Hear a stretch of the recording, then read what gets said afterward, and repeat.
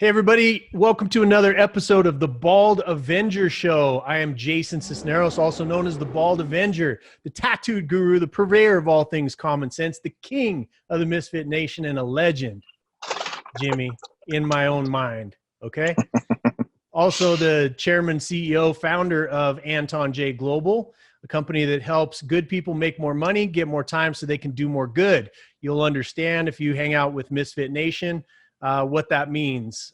We really focus in on people that are making money, but they also want to make a difference in their life. And a lot of us that are in business, we understand that we can get so wrapped up in the company that we forget about the service part of what we do. And that's what tonight's episode with Jimmy Rex, one of my dear friends, somebody that I admire, somebody that is the epitome when we say helping good companies make more money, get more time so they can do more good. He's the epitome of that. He has written a new book. We're going to be talking about it today. It's called You End Up Where You're Heading, The Hidden Dangers of Living a Safe Life. Some of the highlights about him include that he sold over 2,300 homes. 2,300. Like, that is spectacular in and of itself. He was one of the top row seat agents in the Western United States for 15 years straight. So that's a consistency of effort and energy and talent and competency. He's an investor, 12 companies, including a seed round investor in Nikola Motors. Like, that's 17 billion now, bro. Yes, like it 17 is. billion. Like, I like to say you're smart, but I'm not sure that I'm not sure you're that smart. It was We can get into it. I had plenty of investments we won't want to talk about. So right. every now and then you'll learn a thing or two. You and I both, brother. You and I both. But one of the places that we connected was in doing human trafficking and doing rescues of these little girls. He's responsible for over 100 girls being rescued in the child sex trafficking. He's visited 69 countries in 4 years, and he's a speaker, coach, and trainer. And you're going to learn why I respect him, why I admire him. But again, we connected on a pretty deep level because of the work that we do in trafficking. And we both got our start in that realm with the same organization. And I love people that take their talents, their money, the things that they do, and they do really good things with them. So he is Misfit Nation approved. Boom, stamp on that. And I want you to listen close to what he has to say. And then we're going to give you an offer to get his book at the end of the show here because it's really good. I'm almost done with it. He did put in there something, something about from me when I did his podcast, which is a really great podcast. What's the name of it? It's just called the Jimmy Rex Show. Jimmy Rex Show. If you go out there and look for Jimmy Rex Show, he's got some fantastic interviews with some amazing people. So follow him there. But let's get started, brother. Let's talk a little bit. Let's kick it off with the book. Why a book in this day and age of video and everything else? Why a book? And by the way, I want to reiterate that it's a fantastic book. Hey, I appreciate that, man. And it's funny that your group's called Misfit Nation because you can kind of tell the people that think the same way you do that are on that same frequency right now with life. And for some reason, we are looked at as the misfits right now. Like, that's crazy, right? Like, right. I'm over here like, am I the only one that doesn't lose in my damn mind? But anyway, it's hilarious. And I saw a video today somewhere in the South, and there was a black guy holding a Confederate flag yelling at a white guy with a Black Lives Matter sign. I was just like, everyone's lost their damn mind. But anyway, it's a different universe, man. Different universe. It is, but it's kind of fun. I mean, the book is the why a book. I guess first off, we live in this world where there's a lot of noise right now, and there's a lot people get distracted very easily. And with videos, I mean, if you don't hit it really hard and really fast and really have something powerful, you're going to lose somebody very quickly. I wanted to give something tangible that, I mean, I wrote this book. Me and my buddy, my best friend since I was 12 years old, Cameron Carling, we co-wrote this book. And I wrote a book last year. It was a real estate book. It was just kind of a guide for new real estate agents, and it was fine, but it wasn't like, not going to like change that many lives. This book, super proud of it. We put, a lot of time and effort into this book, and it's something that I wanted to have to be able to give to other people. It's like, hey, we all have that story. You have that story of somebody gives you that book, right? Somebody gave you your first Tony Robbins thing, and it was like, boom, life changed. And that happened for me. That happens to pretty much everyone I know. They have that tangible item. And I wanted to do it in a way where I wanted to create something that, you know, I could reach any person, any generation, no matter where you're at in your journey. Because if you're at the top of the mountain, this book talks about what you have to do next. If you're just starting on the road of trials or just kind of opening up your world to this, like what's, you know, what you're going to embrace, there's a spot for you there as well. And so that's why I wanted to have the book. And it's something, again, like I'm super proud of. I'll be giving this away for the next 20 to 30 years, I'm sure. And hopefully it'll change a lot of lives. I can't wait to see how it does affect people. I've already had several people reach out in just the couple days it's been out. So, well, I love it. And, you know, you talk about the times that we're in, and the message that's in the book doesn't seem to be real popular these days. Right. Like, I mean, you know me, I'm very outspoken. You can't cancel me. I sold my companies last year, you know, and it's like, I think that it's hilarious. People like, you can't cancel me. That, like, those days are over. And so I get to say whatever the hell I want. And again, where we're in alignment is that idea that success is a journey. It's not a destination. It's not somewhere that you go from point A to point Z in one jump, right? There's mistakes, there's challenges, there's failure, there's embarrassment, there's all of these things that go along with it. That what we seem to be seeing in today's day and age is that people want to go from A to Z, and they're upset at people like you, right? They're upset at people like you that have earned it through principles. well, and here's the best example I can give. You know, a year and a half ago, I had the opportunity to climb Mount Kilimanjaro with some amazing men, some NFL players. Chris Long, who was NFL Man of the Year, put this group together with some wounded warriors, military veterans. And we had a guy in our group named Q. His name's Phil Quintana, and he has one leg. And I got invited to this group, 15 of us, very small, intimate group, some amazing humans. And I thought the cool part would be to be with these NFL guys. And we ended up spending 55 hours climbing that mountain. I watched this guy Q with one leg literally on his hands and knees over 50 times, bleeding in his knuckles and his hands because he was not quitting till he got to the top of Mount Kilimanjaro. I watched the guy that trained him is a guy by the name of Dave Vabor, and he has a gym in Dallas, Texas called Adaptive Training Foundation. And what they do is they take these humans that have been hurt, like they've lost limbs and legs and arms, and they help them train special training because, you know, they're very at risk of losing their purpose or suicide and these different things when they come back from the military. And it was funny because before we got up there, we started the climb, I had a lunch or breakfast with this guy Q. And he said, you know, I had a shotgun in my mouth 8 months ago and I was going to end my life. And he said, you have no idea how hard it is for the guys in my position. He said, I have to get to the top of this mountain because I want to prove to everybody that's in my same position that we can do things with our lives. And I was just like thinking like, oh, that's no pressure to make sure this guy gets to the top, you know, like we have to make sure we do this. And then I was talking to Dave Vabora. I just met him on that trip. And he told me, he said, if the dude gets to the top, his life will never be the same. If he doesn't, he'll probably be dead within 6 months. So I'm like, holy shit. So we start climbing. We start going up Mount Kilimanjaro. And the last day, you start at 11 at night. And I'm going somewhere with all this. But at 11 o'clock at night, you start climbing the last day. And you climb for 10, 12 straight hours, all through the night, straight up the mountain. I mean, it's the most grueling, difficult. We had a Marine turn back in our group. That's how difficult this was. I mean, this is not – and this dude with one leg – and I'm sitting there, my feet are frozen, my arms are – everything's just so dead. And I look up and I see this guy, and I just start crying. I'm like, I had so much gratitude for this human, for what he was going through in the push. And we got to the top. There's like this false summit. And you have about another 600 feet of climb. And we got there about 8, 9 in the morning. And this poor guy, my buddy Phil, he was done. I mean, Q was just – he could not take it anymore. And the guy that was kind of leading us, the guy that was, you know, in charge of making sure we were safe, he's like, hey, man, this is pretty much the top. Let's get you down.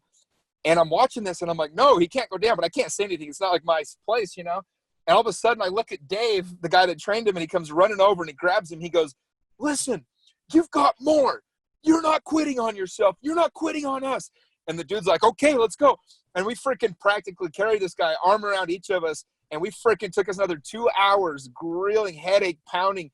I mean, just the most brutal thing we've ever gone through. But we get to the top, and he smacks that sign. We're all just bawling. It was the most incredible moment of my life just watching this. I was so inspired. And my point of all this is we were at the top of the damn mountain for 20 minutes. It wasn't – getting to the top of Mount Kilimanjaro was nothing was not the reward. The reward was the experience of going through all this and watching this and the struggle and the pain and the triumph that came through that. And what my analogy is people nowadays, they want to have this equal outcome instead of equal opportunity. Like, we could put any person in the helicopter and fly him to the top of Mount Kilimanjaro. If the whole point was everyone deserves to be on the top of Mount Kilimanjaro, fine, let's fly them all up there. Guess what? They're not going to get the self-improvement. They're not going to get the confidence that comes from doing that. They're not going to get that experience. Their lives will not be changed from the struggle they went through. So my point is, life is the same way as that mountain. Is you can, everybody wants this easier route. They want, give me this and this should be forgiven and I should be able to wreck this thing and not have punishment and all these different things. It's like, no, it's like the beauty of life is found in this mess. The beauty of it is the struggle. And in the book, I really go through that and talk about these different chapters of different people that have inspired me. This lady, Jane Ann Craig, whose husband died of cancer, and she's sitting there in the hospital bed next to her little baby boy, realizing she's got to set up something and make this happen. I talk about Dan Clark, who was paralyzed and ended up coming through this and becoming a Hall of Fame speaker and coach. And anyway, all these different people that they're so inspiring. It's like people want to almost rob themselves of this beauty that is achieving and suffering and going through the struggle. And I go through in the book, I don't sugarcoat it. I talk about all my struggles, but how I came through those. Like, the beauty of my story is not what I do now. It's not the life I have now. The beauty of my story was every time I kept getting my ass kicked and kept falling down, I found a way to get back up. And anyway, so I guess the whole point of what you're saying, and with the society that we're in today, there's this dangerous language that, like, people are victims and people need help, and you need to vote for us because you can't do it on your own. You can't get there on your own. And anybody that's trying to tell you you need them, run from that person. Anybody that's trying to tell you you're a victim of a system or a society, run from those people. Because even if they're right, Tony Robbins says this all the time, even if they're right, it's not serving you to fall into that victimhood and fall in love with this story of why you're less than or why you can't do something. Well, it's interesting that you say that, because there's so many examples. I mean, whether they're dead or alive, there's so many examples of where people want to be. And if one person's done it, it makes it possible for everyone that wants to achieve that certain thing. You talk about your struggles. It was your life, my life, Dan Clark, who I love and adore. It's the climbing of the mountain, right, that builds strength and it builds that reward. And you can't get that. It's a fake high. When you get something that you haven't earned, it. Right? Yes. Know it. It's just like, I had a buddy that used to wear fake Rolexes and stuff. And I said, you know that you're portraying a fraud, and the energy that you put out to people is going to be different than if you had earned that Rolex. And so you might as well not wear it, because it's actually repelling every type of person you would want to attract, because your energy towards it is fraudulent. And it's right. The same thing with whether that's college or whether that's just what you want to do with your life or everything. It's exactly what you said, man. Yep. So talk a little bit about repelling people, because one of the things that of all of the interviews that I've done, all of the successful people that we hang out with, one of the things that they all have in common is, you get around you have a very attractive, and this is not me hitting on you on this video, but but maybe it is, but I'm just kidding. But at the end of the day, there's an attractive energy that draws people to them, right? And talk a little bit about what aspects of people's personality that really draws people to you, because you can't build anything, whether that's a family, a friendship, a business, any kind of reputation, anything. We see the internet is strewn wide and deep with fake influencers, right? The people that haven't actually walked the walk. They haven't. They're talking the talk because they read it in a book, but they haven't actually done those things that you've done. And so, talk a little bit about both the power and some strategies that people can employ to attract people to them, and some of the things that they may be doing unknowingly to repel them or reject people away from them. Yeah. So I looked, about a year and a half, 2 years ago, I looked at okay, who are my friends and why have I attracted these people specifically to me? Because I truly feel like I have the best friends in the world. Like, I have more amazing humans around me than anyone else I've ever met. I brag that I'm a collector of great people. That's what I collect, is great people in my life. And I asked myself, what do they all have in common? Like, what is the common thread? Because I know when somebody doesn't fit it, they know it too. It's the most amazing thing. But you know, and I'm very, the number one thing I was thinking of is that people that inspire me, people that are inspiring people, they have something that they want to do with their lives and they go towards that thing. And they're not trying to make excuses for why their life didn't work. Most of them have been through hell, but they have this same attitude of like, I am the author of my own story. I get to decide what my life is going to be. And those are the people I love being around. I can't be around anybody if they start blaming or they start, you know, talking about other people or why somebody screwed them. I was at the gym a little while ago and there's a kid there, and a guy, he's older than I am. And I was talking to him. I said, how you been, man? And he's like, it's not going great. And I was like, well, shit, man, what's going on? He's like, yeah, it's just been hard, you know? And I said, what's been hard? This is like a year ago. He's like, well, you know, since the divorce. And I was like, bro, didn't you get divorced like 7 years ago? And he's like, well, yeah. And I said, he's like, it's been really hard though. I'm like, holy shit, man. 7 years ago. Dude, people have gained and lost fortunes with it. There's a 6-year-old kid walking around that didn't even, his mom and dad had never met by the time your divorce happened. I was like, dude, you need to get your shit together. And I was just, he's like, bro, easy. And I was like, no, not easy. Everyone else in your life's let you get away with telling them that story. Are you kidding me?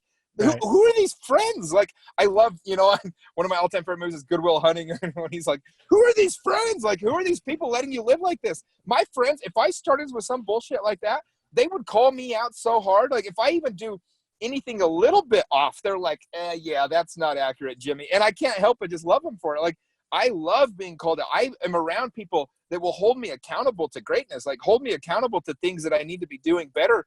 And I have my coaches and my trainers, and I have a therapist, like all the above, because I want people in my life that are going to tell me like what I'm doing wrong. I'm not here to be right. I'm here to get this thing right. And the more you're able to kind of look for that quality in people, I mean, Gary Vee calls it self-awareness, right? Like we all kind of have been around those people that just don't get that they don't get it. And so I try to, you know, really surround myself with people, and I'll put people through a little test all the time. And, you know, just to kind of see how they react to something. And you can tell very quickly when you have the right people. And it's pretty cool, man. Like we have this hashtag, me and a lot of my closest friends, is friends support friends. And, you know, just like I had a buddy call me today, and he's doing this real estate thing. And these people were going to basically sell his house. He's got 4 properties, and they offered to essentially sell them for free because they want to help him reinvest the money.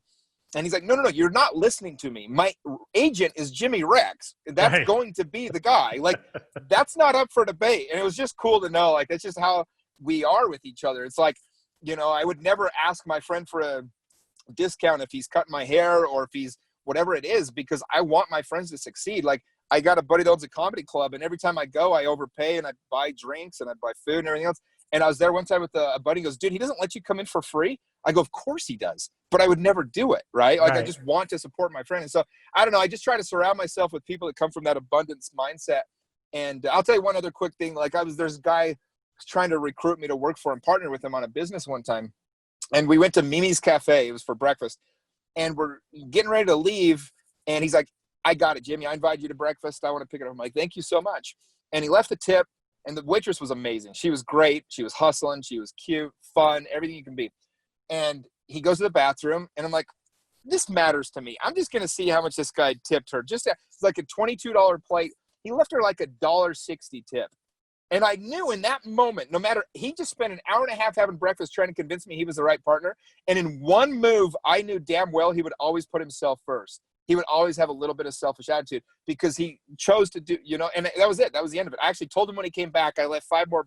I told him we were done. I said, you told me everything I need to know. Yeah. And we might be the same person, you know, because it's how you treat people in those moments that nobody else is going to know about. Right. And that builds character. Right. I mean, it doesn't build it. It reveals it. Right. Yeah. It reveals it. And it's interesting because part of what you're saying there is that we've come so far as a society that people are now having to victimize themselves for things that didn't happen to them, right? Things that happened hundreds of years ago. And freaking insanity, dude. And there's people that want them, that are telling them that this is why your life is what it is. And it's just insanity.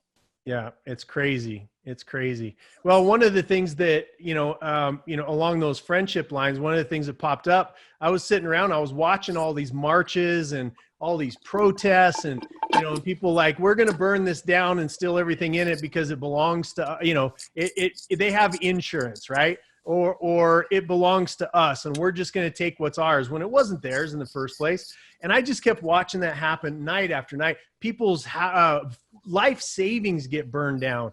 Watching, this organization that says that they stand for a certain level of lives. And in the meantime, those same lives are dying because of the protests, and the businesses are being burnt down in these neighborhoods, and their ability to be able to support the local community and their tax bases and all that stuff was just burning down. And I got pissed. I'm like, this is ridiculous because, again, we started with the same organization. I've moved on through several others, and now I've landed with certain ministries, doing rescues here. And we do some foreign stuff, but here in the United States. And I was like, you know what? I'm going to stage my own protest. I'm going to stage my own march. And I thought to myself, okay, Jason, if you do this, what's going to happen? And I got to the point where I was like, you know what? If it's just me with a sign, because I look at it like there's people out there that say they're victims, and then we know that there's real victims, right? We know that and a victim is somebody that has had choice ripped out of their hands and out of their life unwillingly, right? Children that are being sex trafficked, women that are in domestic violence occurrences, kids that are starving to death around the world, right? People that haven't figured out how to psychologically strengthen themselves, so they've lost the choice of whether they want to live or die in suicide, right? Veterans, those types of things. And those are the places that I want to put my energy. People that we can resource and rescue them and then put them back on that right path. And I started thinking to myself, all right, now, and I just put it out. Like it was one of those moments of anger, right? I'm like, I'm doing a protest. And so I put it out, and then I went, shit, what did I just do? All right, now I need some help. So you were the first person that popped to my mind. I'm like, you know what? This is a brother of mine that I really connect with, and somebody that I know when he puts the word out, people show up. And so, it's meaningful to me that you're one of those guys that I think about when I think about people when the impossible needs to be done, right? You're just one of those guys. It's funny that's kind of how you say it. So I wear a bracelet right now. It says, "We are the they," and I'm actually getting it tattooed on my forearm. And what it means is I was, when I first started going undercover, and to the point of this thing, so when I first started going undercover 4 or 5 years ago, I was dating this girl, and she stopped me one time. We're headed to the gym. It was just after one of our successful ops. And she says, I don't want you to go do this anymore. Yeah. And I was like, what are you talking about? She's like, well, it's dangerous. It's a really terrible environment. I was like, this is like my calling. I've been called to this. And she goes, I know, but she goes, why can't they just go do it? And it just came out of my mouth. I go, we are the they. Yep. And it just shot shivers down my spine. I was like, holy cow. And that became my motto, So like you just said, what you saw something that was wrong, and everyone just wants to bitch and moan about it and complain about it. But we're the type of people that we don't complain about it. We say, okay, I can influence this. I can make a difference here. So we go and we fix that thing. That's why we put ourselves on the front line. Well, and we've seen with our own eyes the ramifications of what these kids are going through. Like it's something that you can't unsee. It's seared into my prefrontal cortex, right? The things that happen. And, and I've been, like I say, I run with Pastor Rudy now with certain ministries, and some of the stuff that we've seen together and doing domestic, right? Because the stuff that we were doing, with the organization we were with is all foreign, and this is domestic. And these are, they're all important. All these children's lives, all child lives matter. And you see the horrific stuff that happens, and that, and then putting together this march and that we're going to be, those of you that are seeing this before, it's August 15th, 7 p.m., Washington Square, Salt Lake City, Utah. Just come, and I've had to put it out, Jimmy, you'll appreciate this. I've had to put out, I don't like, there's so many warring factions, and I got contacted by a bunch of them, and they're like, hey, we can show up. I'm like, no, this is not about you. This is not about me. This is about raising awareness into action, right? You had your saying that popped into your head. Mine is ease suffering by any means necessary, right? I like that. Action, right? Violent action in defense of innocent lives.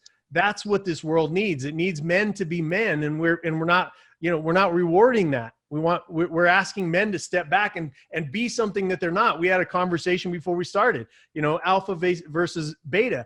And I think that most men are actually born with an alpha spirit that gets beat out of them in this lifetime. And because it's not, you're just walking around with a penis is a crime these days, right?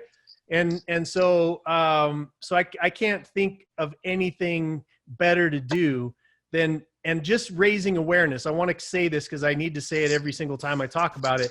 Raising awareness is not enough. Get involved. If it's $1.50 that you have in a change jar somewhere, get involved. If it's your time and coming out to a march, get involved. If you have the ability, the training to be able to go and do these missions and go on these rescues, go and do that. Whatever it is, time and treasure is the only thing that's going to reduce. Nearly 10 million children being traded around the world currently, right now, almost 800,000 here in the United States, right, that are being taken. It's the fastest growing crime on the face of the planet. And the punishment does not fit the crime yet.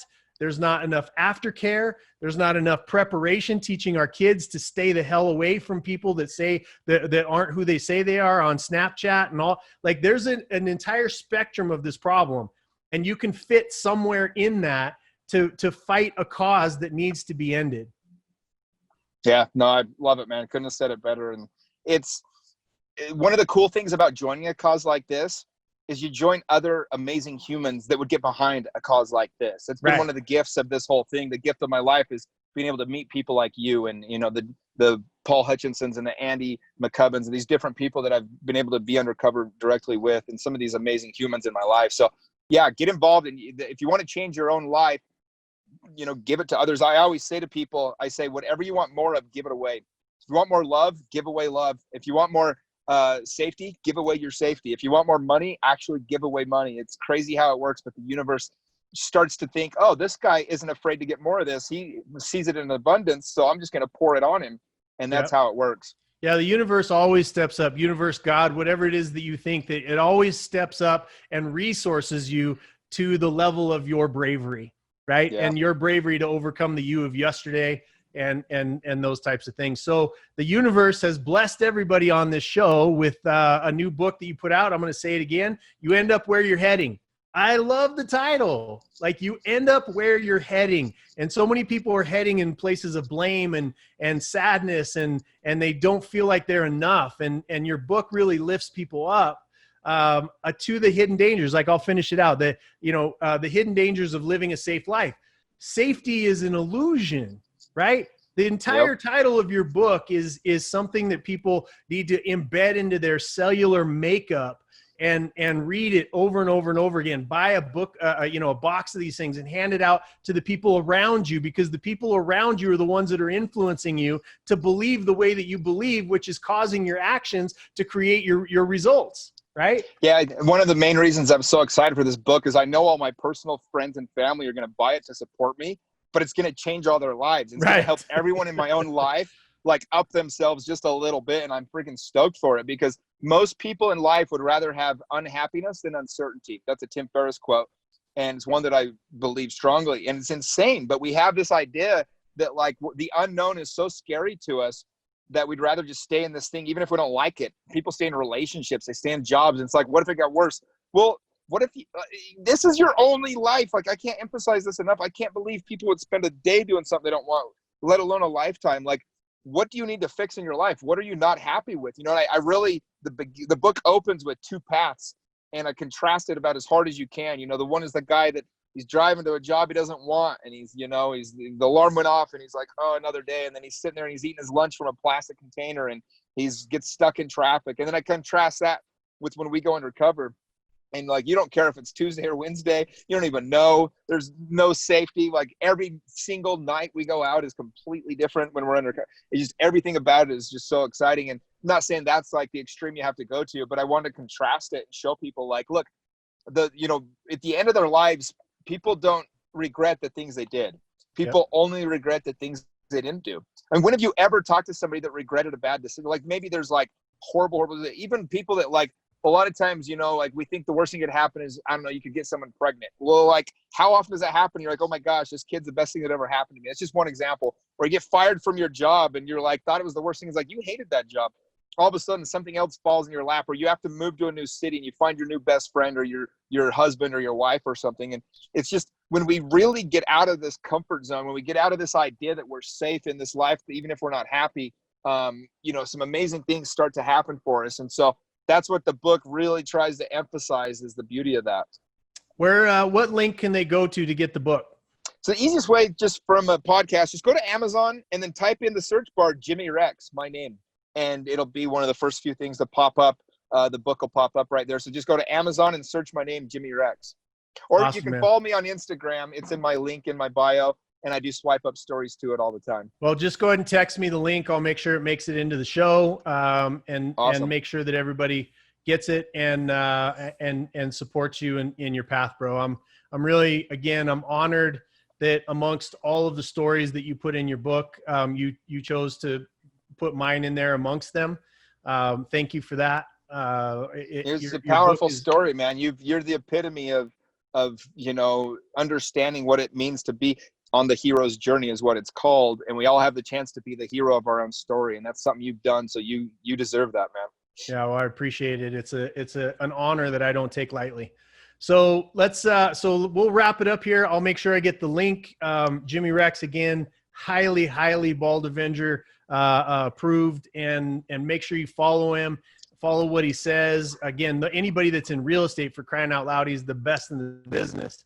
So make sure that you get his information. I know he said his first book wasn't fantastic, but if you're in real estate, it's the pinnacle of the best of the books. So that book, this new book, and follow him. And are you going to be able to be there at the March? Yeah, I'm planning on being there, Jason. So. Okay, cool. That'd be awesome. I would love for you to speak to the crowd a little bit. We've got a microphone and some stuff set up to make sure, and you bring that fire with you. But those of you that are looking to join us, again, it's August 15th. That's a couple days from now, right? It's Saturday. 2 days, yeah. It's Saturday. So we look forward to seeing all of Misfit Nation there, everybody that you bring. Again, this thing started out, if it was just me, great. If it's just me and Jimmy, fine. We'll put it on video and we'll inspire some people somewhere out there. But I have a sneaking suspicion that there's going to be a few more than just us there, and it's for a great cause. And I'm looking forward to it. So thank you guys very much. I'll see you as usual every Sunday night for the Bald Avenger show at 7 p.m. Mountain Standard Time, just like always. And until then, you guys all take care of yourself. I love you very much. Jimmy, any parting words of wisdom for everybody? Yeah, I guess, again, if I can emphasize this, is you get to decide what your life looks like. You really do. And we get so caught up in this idea. We have this expectation that we're trying to live up to. Usually it's not even our own, that people put on us, these expectations of what our life's supposed to look like. But if you can truly get rid of those expectations and realize that the beauty of life is found in the mess. And that's what I try to tell people, is learn to embrace the mess of life, and you have no pain. Just all of it is part of the journey, and get rid of those expectations that aren't even your own, and just enjoy every part, the good, the bad. It becomes and makes a beautiful life. You are the they. I love that. I love that. We are the they, my man. We are the they. We are the they. I love it. All right. Thanks, buddy. Follow Jimmy Rex, and we'll see you guys all on Sunday. Peace.